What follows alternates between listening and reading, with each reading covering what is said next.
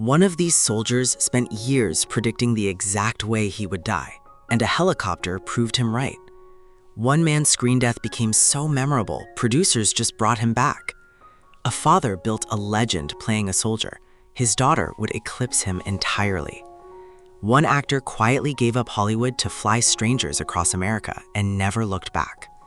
Behind the mud, the rubber bayonets, and the studio backlots stood real men living stranger lives than any script allowed. 6 decades after this platoon first marched across American television, their true stories finally surface. Vic Morrow was already a name. Blackboard Jungle had proven that, when Combat cast him as Sergeant Chip Saunders in 1962, at 33. Producers wanted a soldier without polish, tired, wary, never triumphant for its own sake. Morrow delivered exactly that, carrying 5 seasons of mud, ambushes, and quiet exhaustion on his shoulders. The realism worked almost too well. Audiences stopped seeing an actor and started seeing a sergeant. And when the show ended in 1967, Hollywood couldn't unsee it. The performance that made him famous began quietly closing doors before the decade was even over. Vic Morrow died at 53, killed instantly when a helicopter he had long feared crashed on top of him during Twilight Zone, the movie in 1982, along with 2 child actors.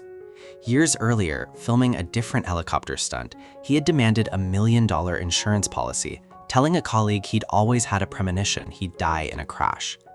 He left behind daughter Jennifer Jason Leigh, then 20, whose career would eventually surpass his own. The accident triggered sweeping safety reforms across the film industry: helicopter use, child labor enforcement, night shoot regulations, the most consequential legacy of a man who once feared exactly this. Rick Jason was born Richard Jacobson, sold his father's seat on the New York Stock Exchange, and enlisted in the Army Air Forces before chasing Broadway instead of Wall Street. By 1962, at 39, he'd already earned a Theatre World Award and several studio contracts when Combat cast him as Lieutenant Gil Hanley, a commanding officer defined by calm compassion rather than bravado. Jason brought warmth to a war-torn platoon, becoming the steady counterweight to Vic Morrow's grit. Off-camera, he was multilingual, a licensed pilot, and famously generous with fellow cast members, the friend everyone in the ensemble leaned on. Rick Jason died at 77 from a self-inflicted gunshot wound in October 2000, 1 week after attending a Combat reunion in Las Vegas with the surviving cast. He left no note. Authorities cited only unspecified personal matters. Between his television career and his death, Jason had married 5 times, published an autobiography titled Scrapbooks of My Mind, and battled chronic back pain from decades of stunt work. Friends and castmates, including Dick Peabody, delivered his eulogy. The man who played the officer holding his squad together, it turned out had spent his final years quietly struggling to hold himself together. Pierre Jalbert had already captained Canada's Olympic ski team and spent a decade cutting film at MGM before his wife's agent talked him into an audition. In 1961, producers needed a French-speaking GI, and Jalbert, a real Quebecois with real fluency, became Kaj, the platoon's quiet scout and translator. At 36, he wasn't chasing stardom. Acting was almost a detour from the editing career he'd already built. Colleagues noticed his ease on set, the athlete's economy of movement, the total absence of ego. He treated the role as a welcome interruption, never the goal. Pierre Jalbert died at 89 in Los Angeles in January 2014, following complications from a heart attack. After Combat ended, he simply went back to the cutting room, working as a film and dialogue editor for decades at Paramount and beyond. His credits include Grease, Bloodline, and The Godfather, where he helped cut the film's famous intercut baptism sequence. Few fans watching Kaj take point across the French countryside realized the actor portraying him would spend far longer and arguably leave an ape mark, splicing together some of Hollywood's most enduring films from behind the scenes. Jack Hogan left the University of North Carolina bored, joined the military, and only decided to become an actor while serving as a staff sergeant during the Korean War. Born Richard Roland Benson Jr., he trained at the Pasadena Playhouse and worked as a lifeguard before landing his breakout role in 1962, PFC William Kirby, Combat's quick-tempered, occasionally insubordinate rifleman. At 32, Hogan brought real military bearing to a character defined by friction with authority, a soldier who did what he was told and made sure everyone knew he didn't like it.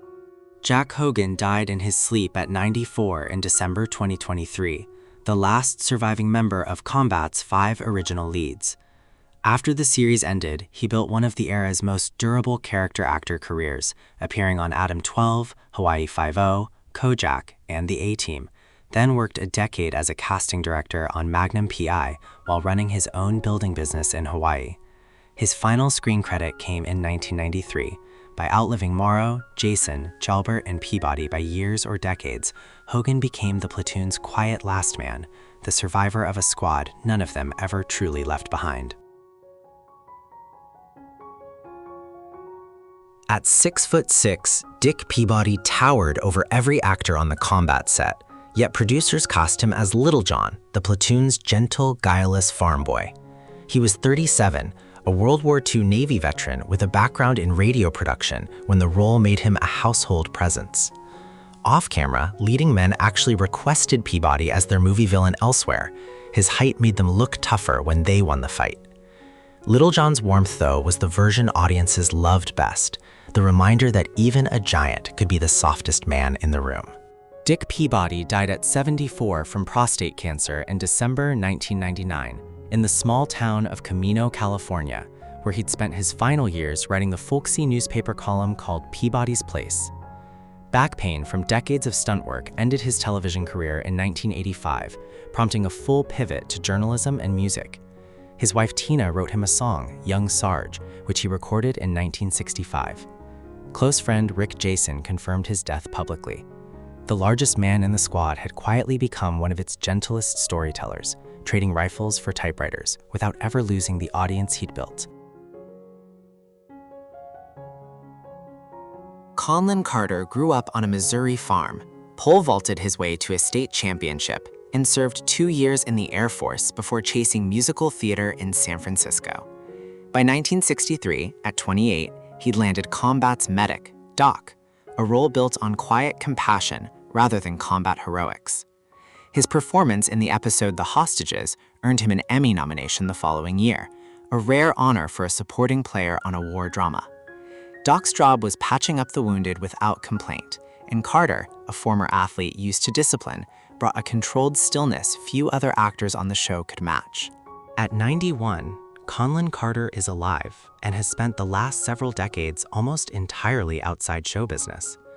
After earning his commercial pilot's license, he simply stopped acting, choosing instead to fly private businessmen across the country for a living. He never chased a comeback, gave few interviews, and let the Emmy nomination remain a career highlight rather than a launching pad.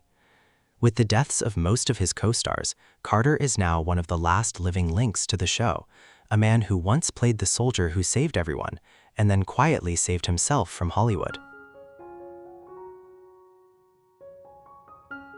Tom Lowell was 19 and taking a cafeteria break from filming The Twilight Zone when he ran into Combat's director and almost by accident landed the role of Private Billy Nelson.